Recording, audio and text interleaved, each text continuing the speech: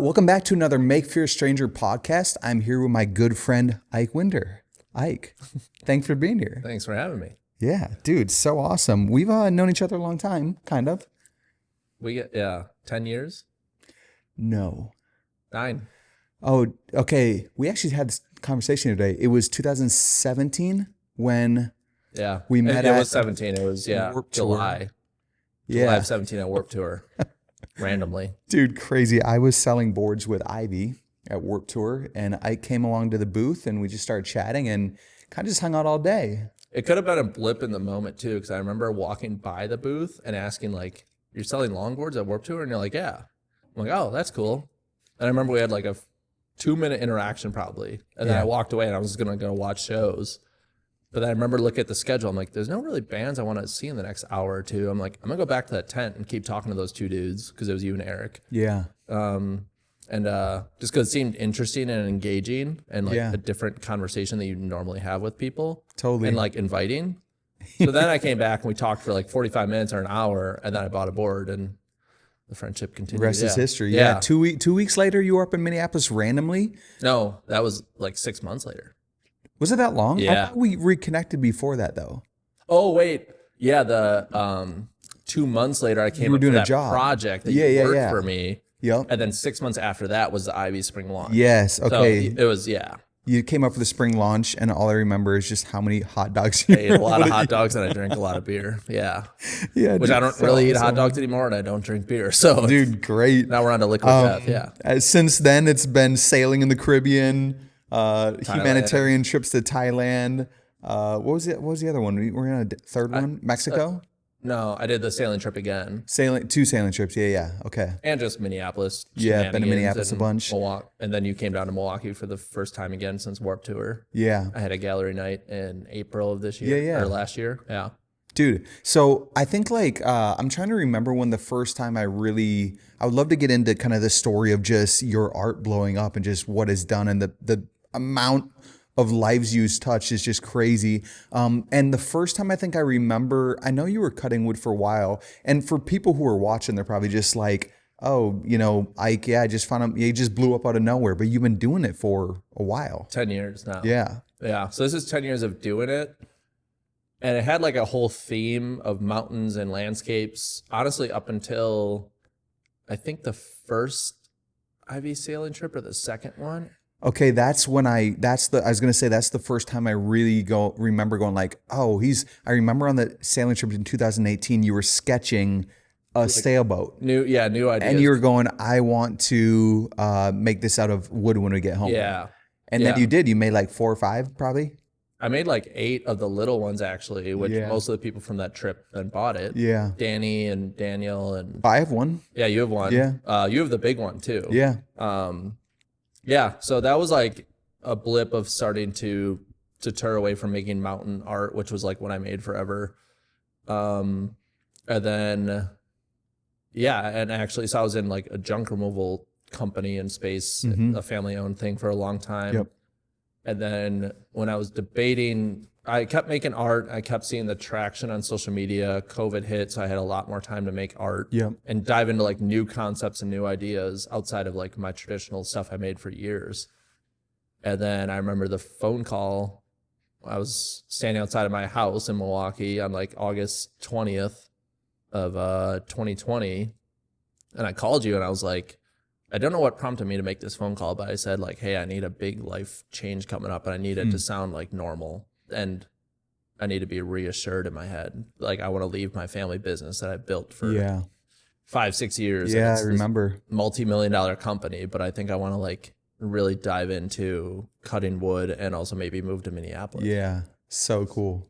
And it's a weird thing because like everyone in my life, my family and my roommates and my friends were all against it. And I knew that they were going to be all against it. And I had a gut instinct that I just kind of needed to do it. And I don't know what switched in my head, but I knew it was going to lead to like happiness and breaking out of the mold I had built the past few years, which was still an entrepreneur and a very independent person. But I just kind of felt tapped out in like the the traditional space of running a company with my brother. So that was August of 2020? Yeah. Because you didn't move to Minneapolis until it was like maybe April or May of 21, because that was when I bought my house. But yeah, I needed 6 months to get out of the family business. Okay. I first of all, I love that I'm the person that people call when they want to quit their job. That's like The best and worst. Yeah. You're responsible for a lot of parents being upset. Maybe. Of kids wanting to go travel to places or quit their job. Yeah. One of the questions I had that we'll maybe talk about a little bit more later, but it's so fun to see that was probably a really scary decision, and the impact of when you actually move past fear into the thing that into purpose. Right now, and it's not like just now you're finally seeing some of that impact.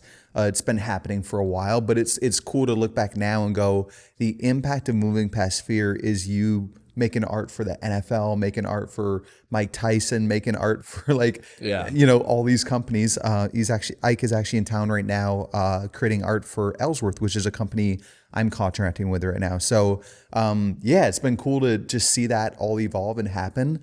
Do you remember the first time that you were just like, oh wait, this is actually working? I mean, I think it's so interesting because every time I showed my art to people didn't understand that wood art existed. And so I think I was like catching on to that wind of like, oh, people don't even know that this art form existed. And I knew of a few hundred people online that did it or sold on Etsy or whatever, but I'm like, okay, people traditionally don't know that it even exists. Yeah. And it impresses them, which if you have like a marketing or business brain, you're like, that's a great way to start a business. If people are like, don't know it exists, but find it cool or useful. So that was always in the back of my mind. Like, okay, if I can get even more intricate and in depth with this, and I'm not like an art kid, so it's not like I spent all my time in high school or thereafter like drawing or having to make art or draw stuff. Like that was never my thing, but like just cutting wood felt very therapeutic. I got to listen to loud music when I got to do it, and I liked the opportunity to storytell. So all those things combined, I'm like, there's a chance this could turn into something and pull it off. Like I have a pretty good pathway. I'm gonna be on my own and I have to figure it out, but like there's a lot of factors that lead me up to being successful potentially. So it was just like doing it and starting it from ground zero and not knowing what to do. And like my videos and my storytelling, which is a lot of what I do now, and there's a lot of value in my brand doing that. But at first it was like doing it, and I was doing it the way I thought it was gonna be cool and the way it was gonna translate, and it didn't. But what do you mean by that? Like I was making these time-lapse videos of me cutting wood and making art and speaking perspective and value through a voiceover and telling a story. And I really liked it. I look back on those videos and I still if you're proud of them, sweet. Yeah, I still fuck with them, but they didn't convert or make people interested. But it made me curious of like, okay, what is going to convert? And I know that there's a formula and a way I can do this to make it work. And now I'm sure I could go back to that just because social media has changed. I mean, this was like, whatever, 5 years ago that I was trying to do those videos. It's more of an ASMR take and a storytelling take, which would work in the current landscape of social media. But yeah, I was like starting with those videos. Oh, that'd be so satisfying to see something kind of drawn out and then see it like take shape. Like I'm surprised that didn't work. But then I started figuring out things that did work that I didn't expect to work. So, I mean, it's kind of a blessing when you realize that you don't know everything and you find a way that works that goes against your theory. Because that opens up your mind. You're like, okay, I don't know anything. This worked, and I didn't think it was going to. So what else could work that I'm writing off? So what was the shift you made in even some of your storytelling? More like showing it, you're probably collaborating with brands at more of a deeper level. No, way before that. It was honestly being proud of the small wins. Like. So it wasn't even necessarily the art; it was just you speaking more on perspective and life, and I was on the news in Milwaukee, and I was on the news, and then a dude emailed me saying, "I have a bunch of wood in my barn. I saw you on the news. Come pick it up." And I made a video saying, "This is like the most Wisconsin thing ever, Midwest." Like really you want to know the definition of Midwest nice is like I was on the news.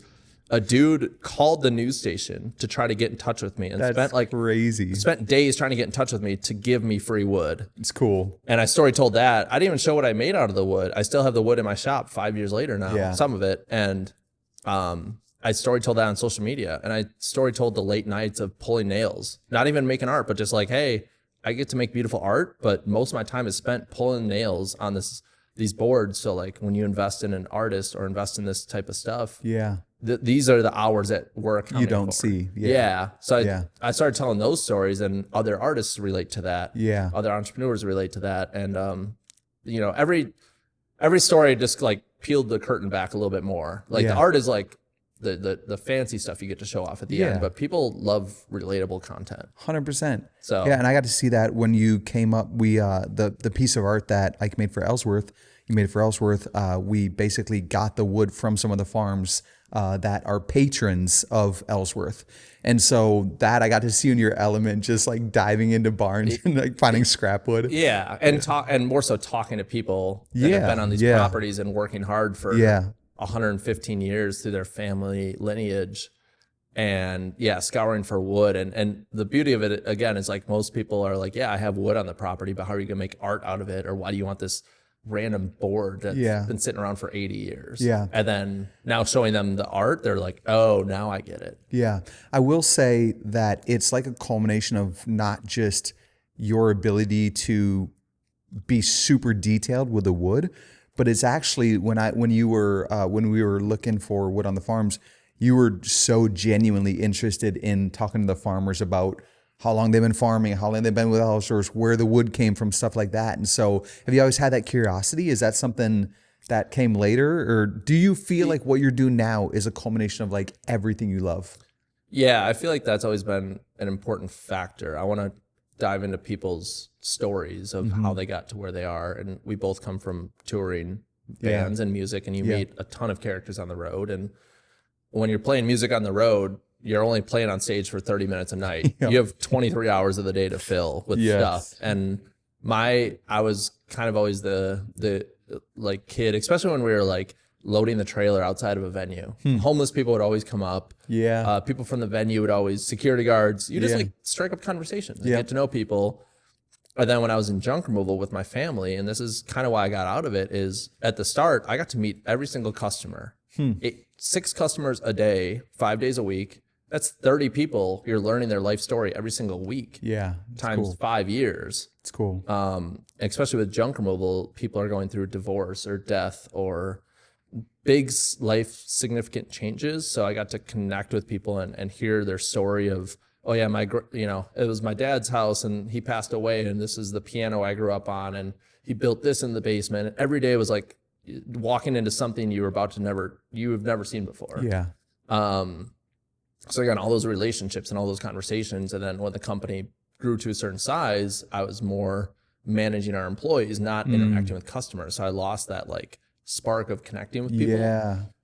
So Ellsworth was unique because it was one of the first times I got to interact with the people I was picking up wood from. Normally it's like on the curb or in a dumpster. You're just finding wood wherever you can. And I story tell, hey, I found this trunk on the side of the road. It was built in 1940.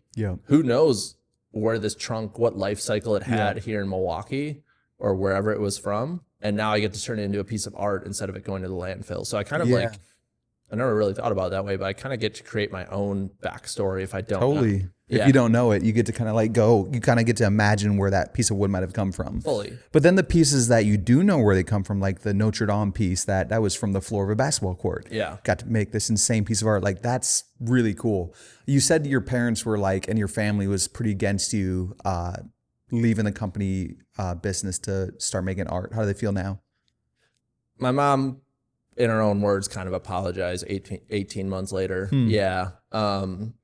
I met your family. They're the best. They're great. They're the best. They just, I mean, me moving away, and because I'm the youngest sibling, they just, not that I always followed my siblings in their footsteps, but kind of, I always did something that was like pretty aligned with what my other siblings did. You have an older brother that you look up to, and And so when you're leaving a family business or leaving something that you and your family built together, like our mom was our employee at the time. Yeah. And our dad was at the shop every single day, and my brother was there. So 4 out of the 6 family members are very involved in this family business. And there was nothing that they saw that was like, oh yeah, this makes sense that you're leaving for your wood art, because I wasn't on national news yet. I wasn't getting brand collaborations. Right. Nothing was there, but I knew it was going to lead to something in that world. Yeah.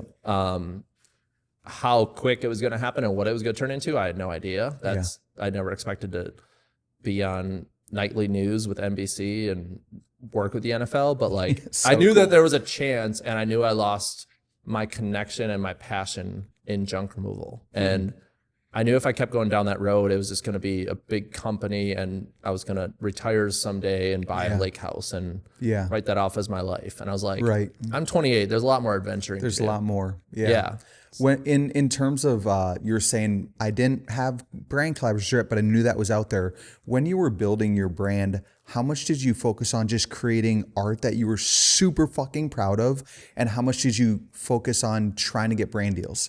Like, what came first? Because I think so many people go, I just want to get a brand deal because that's how I can make money. And it's like, well, first just create something you're really proud of. Yeah. I'm probably pretty aligned with you, but probably even more extreme. Like, I truly just don't care about the money. Yeah. Like, if you do something you care about, you love, and you can communicate it, the money will come. Don't worry about it. And even the brands I work with today, the money is the last factor I focus on. Yeah. I care about what is like the collaboration look like and sound like. Like, partnering with Ellsworth, I get to take wood from farms and interact with farmers and tell a very wholesome Wisconsin story of these generational families. And I grew up the grandson of a dairy farmer, so I get it. And this is like a Midwest story that needs to be told. Yeah. So, I mean, the first like brand collabs I ever had was like Mike Tyson. I got paid $0 for doing the piece for Mike Tyson, but like it's the biggest boxer in the world and one of the biggest celebrities in the world. So obviously you're going to collab with him, but that was like a 40-hour piece of art. Got $0 for. Yeah. One of the first brand collabs I did, and like I've really never even mentioned this, but it was for like the national sales director for Mrs. Meyer's hand soap. And I'm like, I love weird collabs. I love being a wood artist kid from Milwaukee partnering with Miss Meyer's hand soap. I just think that's like the weirdest, coolest thing. And again, I think she paid me like $700 or $750. Yeah. But the money didn't matter at all. Yeah. Like it paid for my time-ish at the time. Yes. Well, some of the coolest pieces I've seen you do, you did it in hopes that you could get in touch with the band or brand. I only Like care about, can I do this? The crayon. Yeah. Or the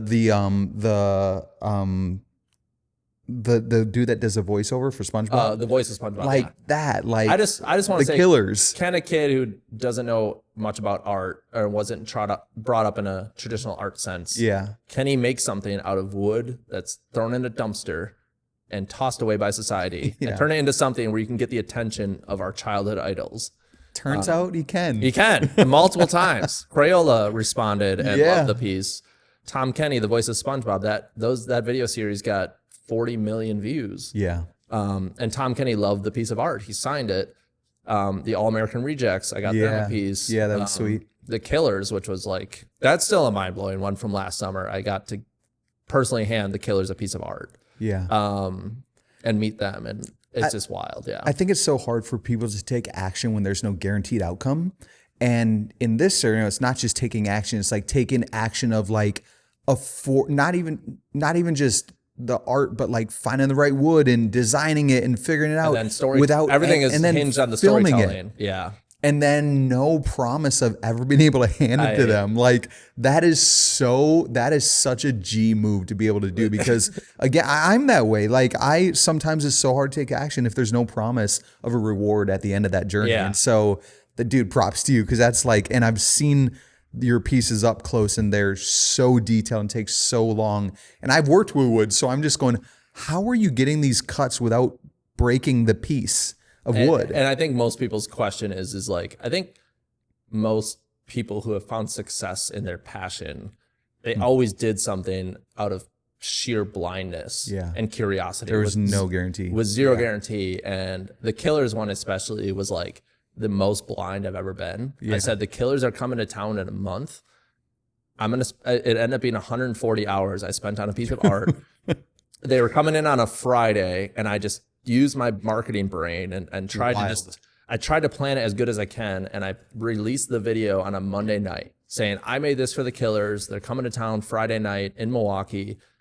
Please tag them. Can we get their attention? Crazy. And then the news caught wind of it. So on Wednesday, I was on like 3 news stations saying local artists trying to get the Killers' attention. And the Killers are like, you think they're a big band? Multiply that by 100. Yeah. Like Game Appeal, they're huge. They're the biggest band of our generation. I don't know that. As far as a rock band, like I'm friends with a lot of people in the rock and metal industry. Yeah. And all of them proactively said like, hey, we're pretty well known in this industry, but I know 0 people that are connected to the Killers. Cause like they're like on a whole, they're a different echelon. Yeah. Which is like, I smile at that, can I make it happen? Yeah. Friday night rolls around and my girlfriend was just like, so you haven't heard anything? I'm like, no. And I'm still saying it with a smile on my face. She's like, well, it's not going to happen. I'm like, oh no, I have faith until 8 o'clock hits and they're on stage. There's always a chance in a moment. There's a chance. So I was FaceTiming our buddy, Timmy. I was on the phone and I think it was 6:07.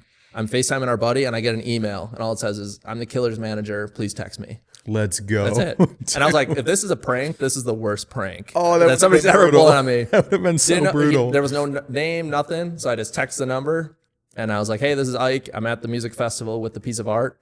And he said, what are you looking to do? I said, I just want to give this to the band and take a photo. Yeah. He said, cool. Give me 20 minutes. I'll figure it out. Crazy. And then my girlfriend arrived to the festival. We're just waiting around. And then he said, cool, meet me at this gate in 10 minutes. And, wild. I had to go through like 4 layers of security to get backstage to meet them. And I was one of 2 people that got to meet him that day. Yeah. That's wild. I couldn't film or take audio recording of any of the interaction, but we talked for like 5 minutes and took a photo and we did it. Yeah. And then I watched the show and it was like, again, and then that's Friday night and Saturday morning, I'd figure out the next agenda. Yeah. And I say this out of a ton of collabs and ideas that didn't come to fruition. Right. A lot of things just crumble and fail and you invest hundreds of hours into something that never happens. Doesn't work out. You have to have both. Yeah. So. Yeah. I want to go back to closer, not the beginning, but when you did move to Minneapolis in 2001 and then 2021. Yeah. That's what I meant. 2021. And then shortly after that, you end up moving to LA. And like, what was that like? When I remember you moving in 2021 and you lived with me for a brief moment, that was when you were your art was like, that was kind of when you went, I'm going full time. Yeah. That was like 6 months after you told your family you're going full time. Remember at the time you had like 15,000 followers on Instagram? If that, yeah. Yeah. Just like, maybe. But you were just, I remember you're like. Actually, I wasn't even at 10,000. I was at like 7 or 8. Really? Because when I hit 10,000 or 12,000 was when I was in LA with Charlie, I'm pretty sure. So yeah. There wasn't much to go off of. Yeah. There was, the world is curious. It's a dream. And I think I can storytell. Yeah. And it was a dream. Yeah. Yeah. It's so cool. So you're in Minneapolis for a couple months. Then you went out to LA. What was that like? You were moving out there. It was like kind of a side quest. It wasn't like, it wasn't having to do with your art, but I'm sure it has a lot to do with where you're at now. Yeah. It was an offer of like working with somebody in LA that I knew I could always come back and work on art. Yeah. In Milwaukee or in Minneapolis, but I knew that this offer to work for somebody who was an idol that I looked up to wasn't always going to be You had made a piece of art for him earlier. Multiple. I think three pieces of art for him. That's how I met him. And when I was driving to Minneapolis to move in with you, he called me and he said, hey, what are you up to these days? This is Charlie. Yeah. Yeah. And I said, I'm moving to Minneapolis. I'm chasing my dream. This is what you inspire people to do. And he's just like, all right, cool. But like, maybe what if your dream is to come work for me for a bit? And I was like, that is also on my list. And you know that. So he kind of used that logic against me. I was like, yeah, I do want to work for you. Dang it. So yeah, I mean, it was not part of the plan. And then that same month is when I started dealing with all my mental health issues, was when I moved to Minneapolis and felt anxiety for the first time and felt depression for the first time. And it didn't help that I had 2 major life decisions to make just after I left my life's work with my family. So like, but then I started feeling anxiety for the first time and whatnot. So, I mean, it was a weird transition of things, but I was just like, I need to go to LA and start working with Charlie, because I knew that offer wasn't always going to be there. Yeah. Right? Wood could always be there. Yeah. So yeah, I just kind of blindly bought a flight to to LA, started working with him. And I knew that, I was going to really advance my storytelling skills and my social media, like skills and storytelling on social media through him. Yeah. He was like, even if I worked for very little to be like an intern with him and his team, that I was going to be able to develop those skills. And again, give me like an edge to like make my dream of being a wood artist 100% successful. So we produced the largest videos on the internet for those 6 months. In fall of 2021. You were with them longer than 6 months, weren't you? Yeah, I was with them for like 2.5 years. Yeah, okay. But that stretch in the fall of 21 was like, we owned the internet. Yeah. Mr. Beast wasn't Mr. Beast yet. Crazy. MD Motivator wasn't, all these people that do large. No, Mr. Beast was Mr. Beast. He just wasn't. I mean, he was on YouTube. He was big for sure. But you guys were like crushing. I hadn't heard of Mr. Beast at this time. Crazy. And I'm on the internet a lot. Yeah. He contacted us in November of that year. And everyone's like, oh my God, Mr. Beast just messaged us. He wants to collab. And I was like, I don't know who this guy is. And one guy on my team is like, you don't know the YouTube world, but he's the guy on YouTube. Yeah. I'm like, oh, cool. Yeah. All right. We were producing some of the largest videos on the internet, doing givebacks. And really, I learned the art of storytelling even more through that. So, I knew it was like a paid internship to advance my skills. And it's not, you can't go to college or take an online course of storytelling per se. No. You can, but there's no guarantee of like foolproof you're going to learn. Yeah, you can't be a great storyteller without living a great story either. Fully. Like that is, I mean, it's like, how do you become a great storyteller? Go live an incredible story and learn ways that you can communicate that to other people and bring them into the story while also inspiring them to tell their own story. So yeah, the beauty of what we did and how I got to see it in real time was like, I got to see the real time give back and moment that we did. And then I saw the edit the next day. Crazy. And I saw what we cut out, what things we highlighted, Shout out Tyler Bishop. There was 3 editors. Yeah. Crazy. Ty Bish, he was one of them for sure. Yeah. And, so I saw like, okay, this is what can happen in real time. And this is how it's put on the internet. Can you explain to people listening you basically made people's dreams come true? Yeah. It was a Make-A-Wish tour bus with 0 red tape. It was a TikTok version of Make-A-Wish. So it was, and it was That's a great way to explain it. Yeah. That's the best way to do it. Some of it was, I don't want to say prearranged, but we would like look through GoFundMe's and Facebook pages of people that were down and out, and we would pull up to their address of their city. So we would find people behind the scenes, but other times it was, our biggest story ever was a random homeless dude that was sitting in a Walmart parking lot. And we had our tour bus parked, and he walked up to the window, and we just started filming the conversation. And that turned into Tony's Nacho Tacos, and that was that series, I think, was like 1 billion views. Wild. It's And then how do you keep up with some of these people?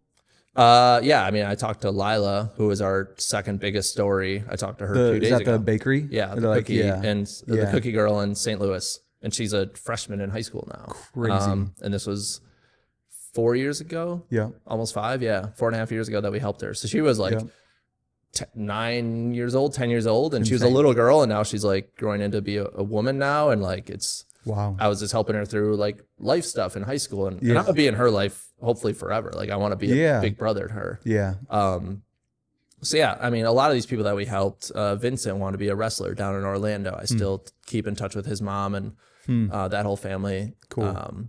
So we drove around the country and helped people, and our videos, at their peak did very well, and it was always storytelling. That's all we did. So I, working with Charlie for a few years, and then when that kind of, there was a natural separation for me to stop working with the team. And I came home and I was like, okay, I don't have my stuff in Minneapolis anymore. I don't work for my family's junk removal company. I'm done working for Charlie now. I have to make this art thing work. That's the only thing left on my plate. So this was spring of 23 was when I was like able to first truly like dive into my art for the first time, even though the plan was spring of 21. So it was like 3 years later. Yeah. Which is crazy. Later. Yeah. Yeah. But like, again, it was all my choices. It's all, yeah. And I think it all served what you're doing now. Like, not even just the storytelling element, but I think seeing something created from nothing and working is inspiring. So for me, I think there's a lot of times I have an ideas and I just go, I don't know if that would work. To see someone like Charlie, who is a character, but I mean, he literally just created things and made things happen. He said, I'm going to make a bus called the Dream Machine. I'm going to make a bus called the Dream Machine and drive around the country and make people's dreams come true and film it and put it online. And then a bunch of people are going to see it and they're going to sponsor it. And people think that all these like things are tested or funded or proven to be successful. It's someone just believing it can happen. Having the idea. That's what's so crazy. Yeah. That's what's so crazy. And even I would have loved to be closer to that and see it, because I sometimes struggle with belief, even in myself and my ideas and whatever. So I'm sure that fueled you even in some way to come back and go like, I can work for the NFL, or maybe even that's not an idea you had. I'm a pretty delusional person. Yeah. I'm very optimistic. Again, with the killer story, I told myself it could happen, but Charlie's experience, there was one I was like kind of the logistics and tour manager too. Yep. It was making all the behind the scenes stuff happen so that the event could happen. And there was like one task specifically that he gave me. And I said the word, "That's impossible." And he said, "No, it's not. Figure it out. Go out to the bus and get on the phone." It was making phone calls in the city that we were in. And he said, "Just try." Was this in Colorado? Yeah, Colorado I remember. Springs. Yeah, I remember the story. It was trying to find housing for a homeless felon person who didn't have a driver's license with pets. He said, "Find them a house." And I'm like, no realtors for like a year. Yeah. And the beauty of it is we had the money, so like realtors love hearing that. But like, a pet it restricts you from half the places. Felon, no driver's license, no mailing address. How do you? I made like 71 phone calls in an afternoon. Crazy. And finally got in touch with somebody who believed. And I went back to Charlie and I said, "Hey, I doubted the process. I figured it out." And that like, there was a handful of those moments, but that switched my head into like, okay, I was just like everybody else. I said something was too hard or impossible, and I proved the theory wrong. So now, implementing that into, I mean, the crazy thing with my art is like, people ask like, "Oh, what's the plan for later this year or 5 years from now?" And I was like, the NFL emailed me on December 27th saying, "Hey, we have a project in mind for you. Can you get on a Zoom call on Friday?" Like, I'm not going to put anything on my calendar or my schedule of what I'm supposed to do the next 3 years. Because NBC. You're just on the wave. You're just riding it. NBC Nightly found a TikTok that I made. And the producer from NBC Nightly hit me up saying, "Can we come to Milwaukee next month and do a story on you?" So it's just like, I can't. I mean, I'm just going to keep. When times are busy and I'm making art for brands that I love and want to align with, I'm going to do those. And when things slow down and I have time to do my own projects and my own pursuits, I'm going to pursue those. And I can't wait to, like, right now I'm in the thick of stuff I have to do or brands I'm aligned with.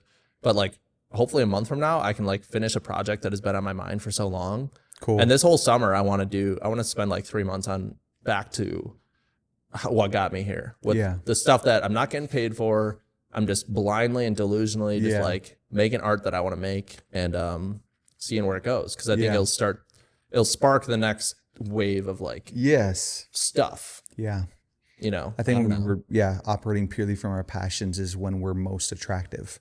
Not just, to anyone, to a business, to a company, to a news channel.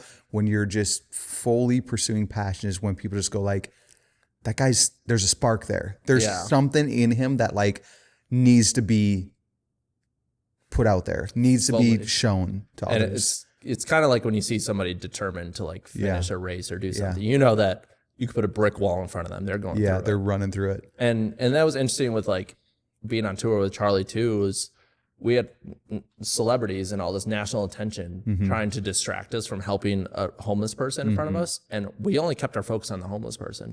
Through all, like we could have partnered with crazy big celebrities. And been on national news every week.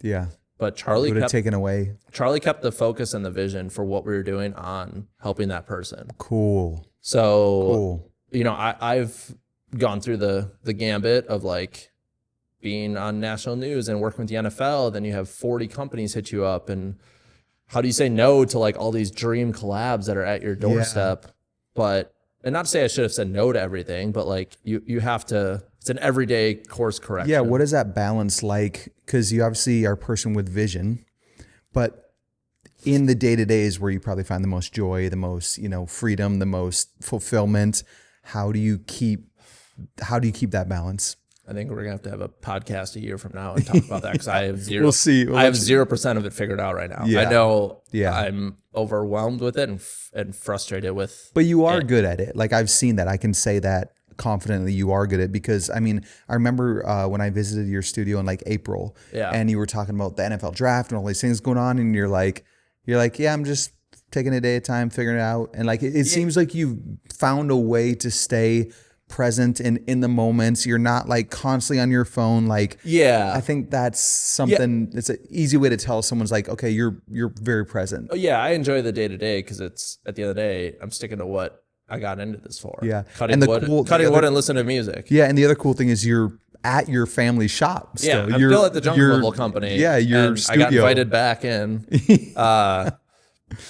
So everything with the family is good, and it didn't hurt that I was on national news, and then the NFL hits you up, and you're on the biggest platform in the world, and your family's like, we always believed in you. And I'm like, always? Did we? Yeah, maybe you did, but you didn't outwardly show that. And I don't hold it against anyone. No. There's zero reason. You have a great relationship with your family. Yeah, and there's zero reason they should have had any belief for me to be successful at it. There wasn't a lot in my, like, it was all here. I think, and I think the interesting thing about when people don't support you, it's not because they don't love you. Most of the time it's because they think they're protecting you fully. Like, we've been told our whole lives. Like, it's so funny. Like, I was listening to this podcast the other day where they're talking about how when you're when you're a kid, they say, follow your dreams.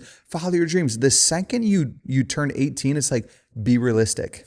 Because now they feel the need to protect you, because you might do something that might land you, homeless or this or that. Yeah. And it's so crazy, because it does shift from follow your dreams. You can do anything. You could be the president. You could be an astronaut. You could do this. And then it's like, be realistic. And they beat you down slowly in high school. And then it's like whiplash. Right after high school. Yeah. It's crazy. So I don't think that, when I think people are telling you, I don't know, be careful, they're doing it because you love you, but it's not always. And I think there are times we need people in our life that can ask us hard questions and challenge us and do all of that. But anytime just someone straight up says you can't, that's usually like, let's fucking go. For me, I wouldn't be here today if people didn't say you couldn't. Right. Like, if my mom didn't say this is a bad idea and you can't do this, or you won't be able to do this, I probably wouldn't be here today, because that was the fuel, Yeah.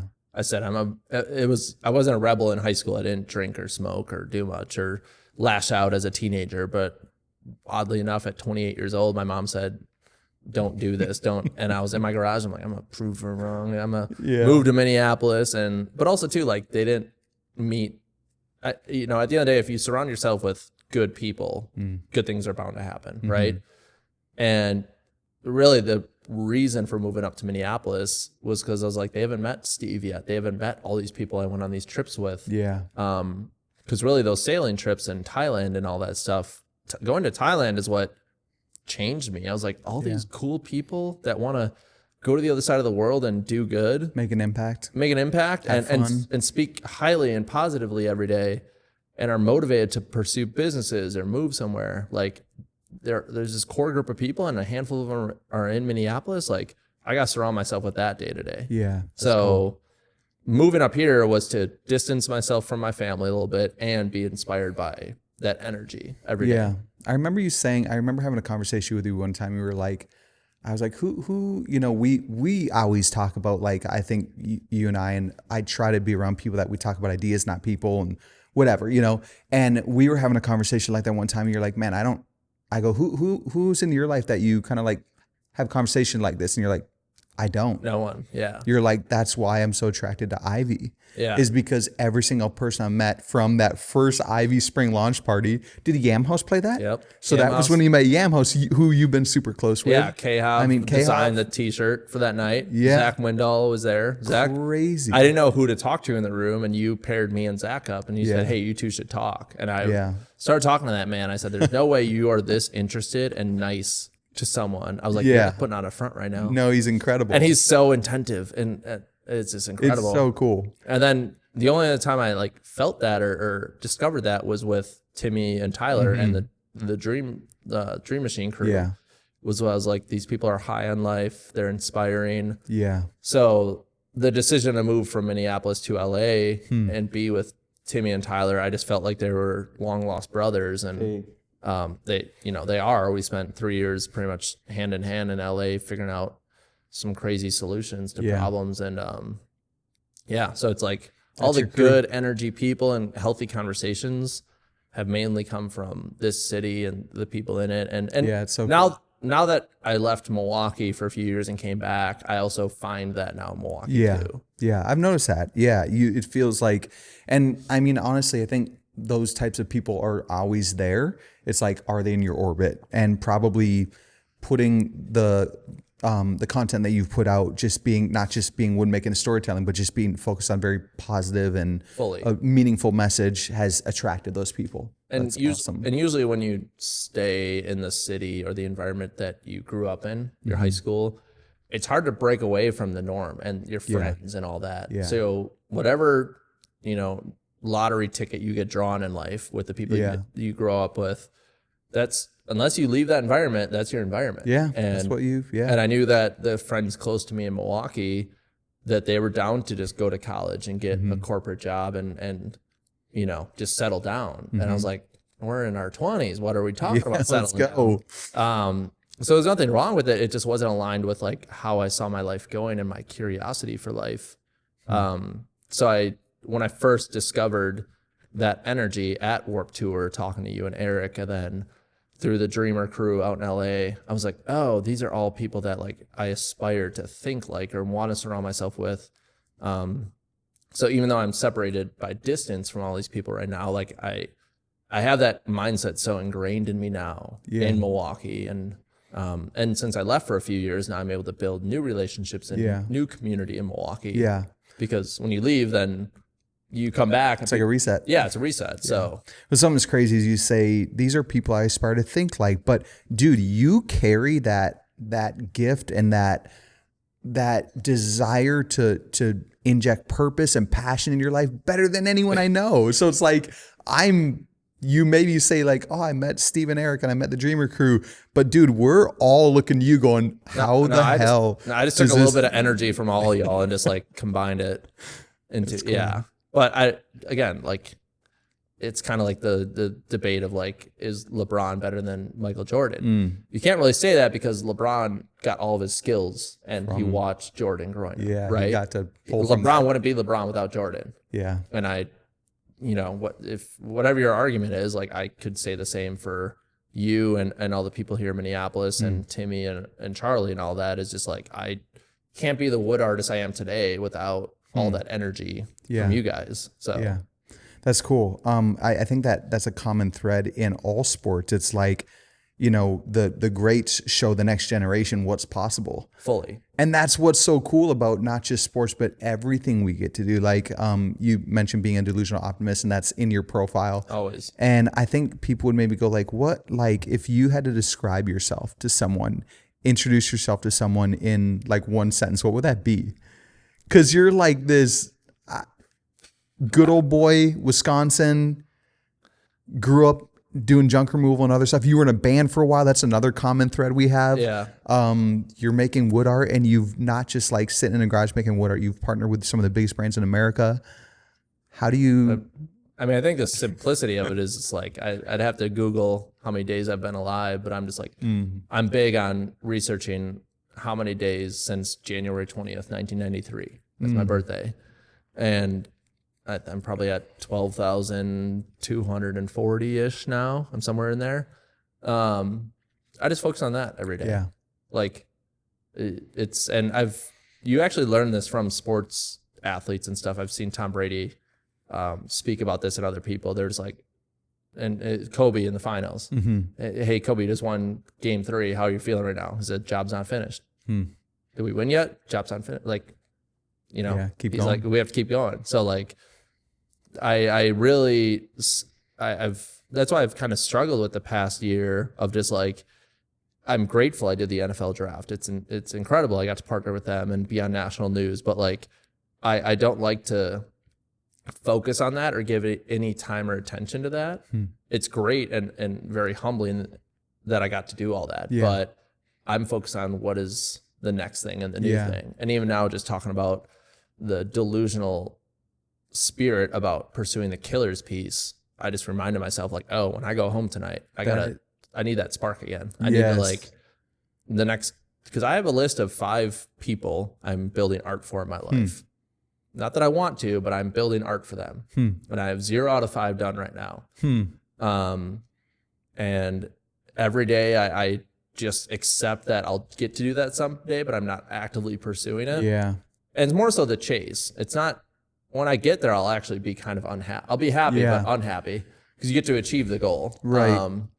So the fact that I've achieved 0 out of 5 is like incredible. I love like you get to go. Yeah. I don't want to be. I don't want to be 75% done with that goal. Well, I think if you put too much focus on something, that's where you can feel like, oh, everything is downhill from here. It would be very easy to go like, I created art for the NFL, and then you celebrate that for a little bit too long, and then you get a little bit complacent, and then you're like, wait, why am I unhappy? Yeah. Oh, because I did the biggest thing ever, and then I didn't set any other goals for myself. And it's, if you can fall in love with the pursuit of what you're doing, not the end goal. Yeah. That's like building a piece for Green Day is the goal this year. Let's go. I have the piece ready to go in my shop. It's not done. It's not even started. It's going to be like a 200 or 300 hour piece of art that I'm blindly doing for no pay or anything, but just the opportunity to give it to Green Day. Are they going to be at Summerfest? No. Okay. Do you know when you'd possibly give it to them? Nope. Not a freaking clue. How big is it? I mean, it's up to me. I have 2 ideas. One of them is going to be 4 foot by 4 foot. Okay. That's big. You know the cover of Dookie?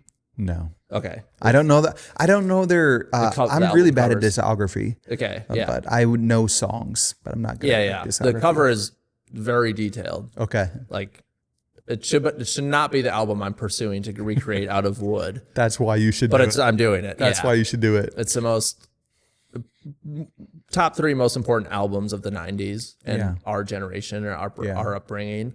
And I'm just going to set out to do it. And also too, if I'm going to ask of the internet to help tag a band and help get Green Day's attention, I can't willy-nilly this. I can't work on a piece of art for 5 hours and call it a day. Like, and then try and be like, oh, can you guys tag Green Day? I got this little thing. No, like the Killers piece was 140 hours. I knew I had to put my best foot forward. It's wild to get the chance to do it. So I'm blindly going into this one, and it's gonna be 200 to 300 hours. And if we do the whole internet campaign and they see it and don't want to meet with me or accept the piece or whatever, like then I'll hang it in my shop. And it was a good story. And it's honestly a good reminder of like it's kind of a beauty. It's like a second place trophy. And you're like, all right, I'll figure out the first I didn't get place. to give it to him, but I got it on my wall. Yeah. And I did it. Well, and there's a lot of joy and beauty and fulfillment in just completing something. Oh yeah. So imagine like it's a snowy day outside for all the Midwesterners, and you start a 1,000-piece puzzle, and after 3 days, you finish it, and it was very daunting. And then you look back, and I get to do that every day. Yeah, but you're creating the puzzle as you're building. Yeah. But I'm such like a ADHD nut that I have to make everything perfect to scale and fit everything perfectly. I don't cut corners. No, I know. So, it's I just get that joy of like completing something. But again, you have to fall in love with the pursuit. That's all that matters. That's why I'm like weirdly nostalgic and it's a little sad this time of year, because last year, this exact week and this whole month, I was pursuing the NFL draft. I was making all 32 NFL teams. Isn't that crazy? It is the pursuit. Yeah. Oh, it like obviously being at the draft and seeing your wood hung on the wall and the football players hitting it as they ran by, like, was fulfilling. But it's like oftentimes when I accomplish something, I'm kind of like, what's next? Like the goalpost is moving. And I've found like those events aren't digestible. Like Yeah.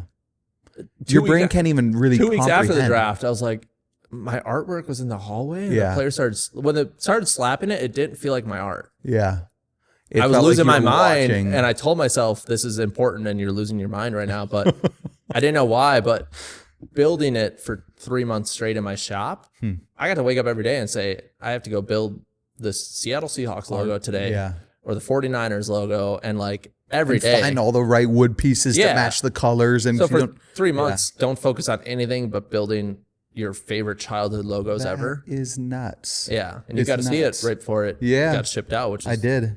Yeah. And like, there's so many things I wish I would have done different then, but like, you just don't know what like, I don't know. I should have done so much more. It's your first time living. Draft. Yeah. It's my first time living, and like, you're going to make tons of mistakes, and it's all just like petty stuff at the end of the day. Like, you know, I wish I could have done more during that, but in the time I didn't know to do more. And you just, I'm glad a handful of friends and people got to see the art, and I got to experience the draft. I mean, like Ty Bish, he was my first phone call when I got the contract. I said, I'm booking you for these 6 days. I want one of my best friends and the best videographer I know to be hand in hand with me at the NFL draft. Yeah. So cool. So yeah, the pursuit is like, again, you gotta fall in love with that. That's everything. Yeah.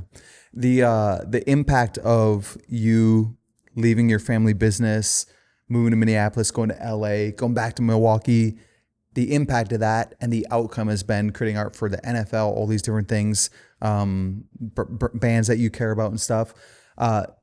You made a decision in like, I don't remember when you went to Miami for that program. Mental health, yeah. Yeah. What has been the impact of, because art is one thing, and then pairing art with just your personal story of dealing with anxiety, checking yourself into some rehab and just trying to solve that. What is the impact of that, and what is the outcome of that been? I mean, I was like, that was August of 22 when I was super down and out. And it was interesting.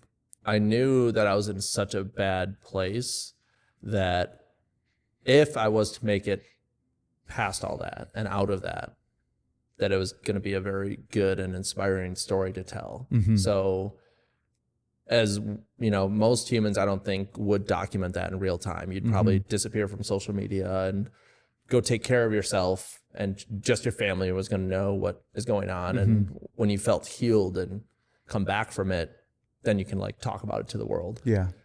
And I just kind of talked about it in real time. Yeah. And I know that's not a normal human trait thing, but I was like, what do I have to lose? Like opening up myself on the internet. I was like, this is going to help a lot more people and normalize this than hurt me potentially. Right. And when you talk about the word impact associated with like that scenario, that was it. I posted on the internet. I said, I'm not doing good.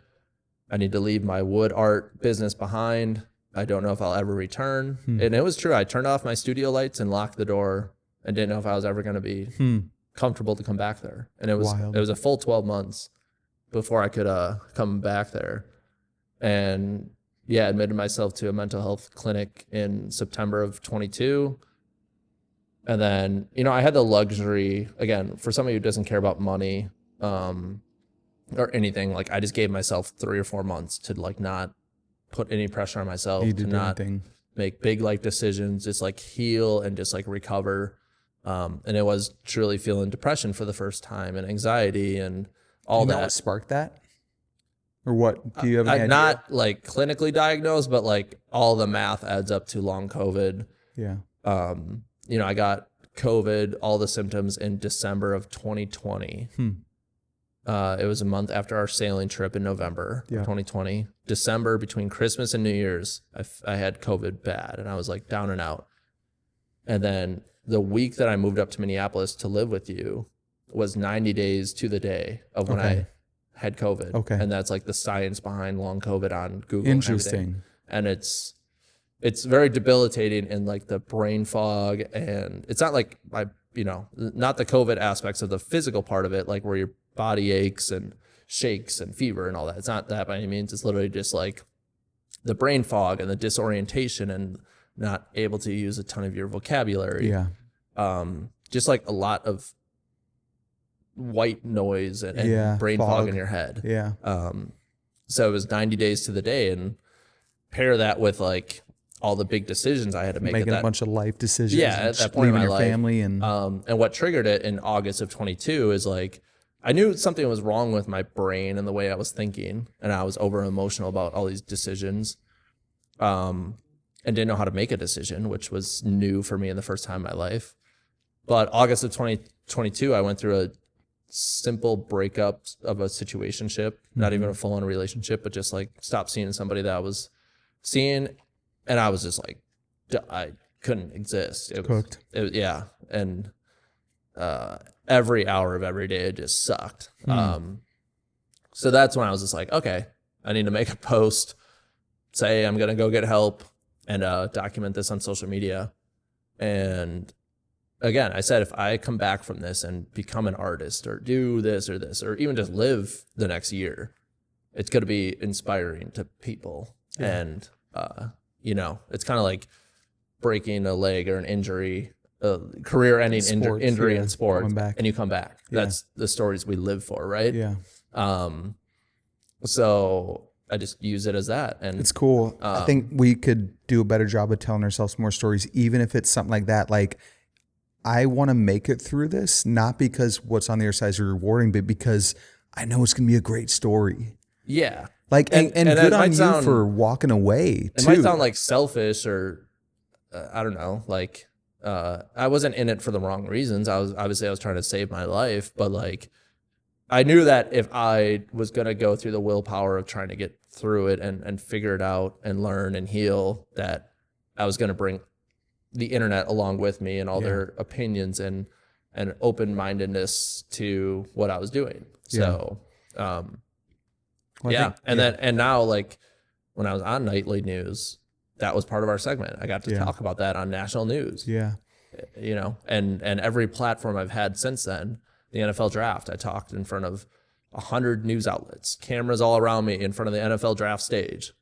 And I talked about the art I just made and how I made it. And then I jumped very quickly into a year ago, my studio lights were shut off and I didn't make art anymore because I was dealing with my mental health. So I've chosen to like implement it on every platform and every stage. I love it. I'm glad you do.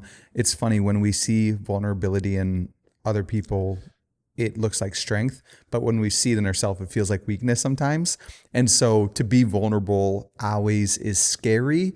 And it's like, it feels terrible. It feels like I always call it like a vulnerability hangover whenever I post something on the internet that feels just too open, too like much of a look into my life. But on the other side of it looks like strength. And I'll say that it's like when I've seen you do it, I'm going like, that's badass. Like that's not weakness, that's strength. And when you do it, it's sick. And you've been a part of it too. And when you do it, it feels like both. Yeah. It feels like weakness for sure in real time. Yeah. But I know it's strength for other people and 100%. And relatability for other people. And relatability is what connects us as humans. And I don't have the platform or the brand that I do just because I know how to cut wood a certain way. Yeah. It's the relatability and genuinely connecting human to human, and and building brand and building awareness of what you're doing in the world stems from that. Yeah, but like you being open and vulnerable has been a huge key part in your growth online for sure. Yeah. I guess in the same way that you moved away from your hometown or you went to rehab in Miami, what is something right now that is kind of like coming up that you're maybe afraid of, or is like a big step that you're like, but I know on the other side of that is this? It's my way of asking, what are you afraid of? Yeah. Last question. No, that's a good one too. I mean, I'm afraid of like, that's a good question. Yeah, I'm trying to figure it out. I'm afraid of like complacency, especially with more success. I've never gone this far with success on a project. With my band, I left after 9 years before we got signed to a major label and before we were touring on, we were touring at our own expense. Yeah. So it was successful to a point. And then the junk removal company, it got to a certain point and I felt satisfied enough to leave. Yeah. At this point of my art career, traditionally in my life, like this is a traditional level of success that I've gotten to, and I don't know what is beyond. Because I've always like diverted after this, which I don't plan to. And like I love, at the end of the day, I love the passion behind what I do, and it's not something I really need to think about, but is inherently there. Is there a fear that there's like maybe a ceiling, or you're like, where can I still go up from here? There's not a ceiling. I know none of those things are true, but it's the things you tell yourself. It's the NFL emailed you and had you do a 32-piece art collection. How do you top that?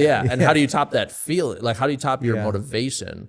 Like, there's plenty of other organizations and museums and galleries and all these cool things to do in the world, but not feeling complacent in your head and on your pursuit of creative, your just creative endeavor. I don't want to feel complacent. And because of the notoriety the past years, at times it feels like that.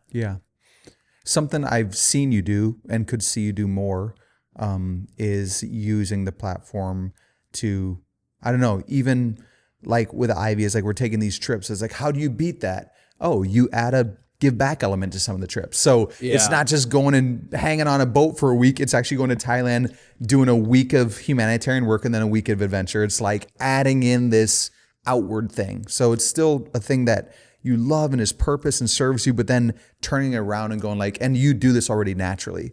But that's something I think of whenever I think of like, what if I'm like, oh, it's like the thing I think of immediately is turn it around and start thinking and pushing outward. Like maybe you start a nonprofit that helps mental health. Maybe, who knows, but I think, that's like an interesting thought, because like in my mind, I've built art for one of the biggest pop culture icons of our lifetime, the NFL.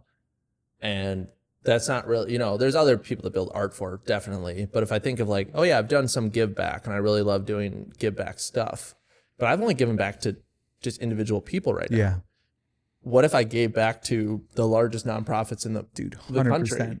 So like, hey, if I want to be a foundation and a testament to pursuing my life and giving back to people, like, I've given back to 5 families or 10 families with my art, but how do I get the Red Cross involved? And like, that's where my brain goes. Where you go, where's the next thing? The NFL is the biggest thing ever. How could it not? My brain goes, no. What's 100 times cooler than that is like, partnering with it. And the way Charlie always explained it is like, especially when we did dreams and stuff, because we, like our Colorado Spring story was 1 billion views, and how do you just move on to the next thing? Right. And we just viewed it as like video games. Like, hey, you beat this level or this video game, there's another level. There's a sequel. Like, there's Mario 2-1 on the original Mario Bros. Like, you beat the first world, now you're in the second world.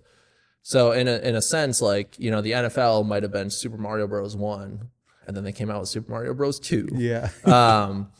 So, and maybe 2 is like, okay, the give back pursuit of my art. Or again, those 5 people I want to build art for that are the unreachable 5. That's cool. So yes, and at the end of the day, these are all like the on paper tactics. It's really just the mindset. It's me walking into my shop every day full of lust for the pursuit of it all and the creativity and the spirit and the optimism. And right now I'm just like lacking that a little bit, because the past 8 months everything's been dished out to me. Like, hey, do you want to do this collab? And I'm like, I didn't even earn it. You just emailed me. Let's what are we doing? Stir it up again. It's like, it's the desire, and then it's the gratitude for what's happened. Fully. So like those two things paired, dude, I think there's something 10 times bigger than the NFL coming in the next year. I just believe that for you. And so I've thought, like, I kind of want to pursue a lofty goal that's impossible in life, truly impossible. Like, I've thought about it.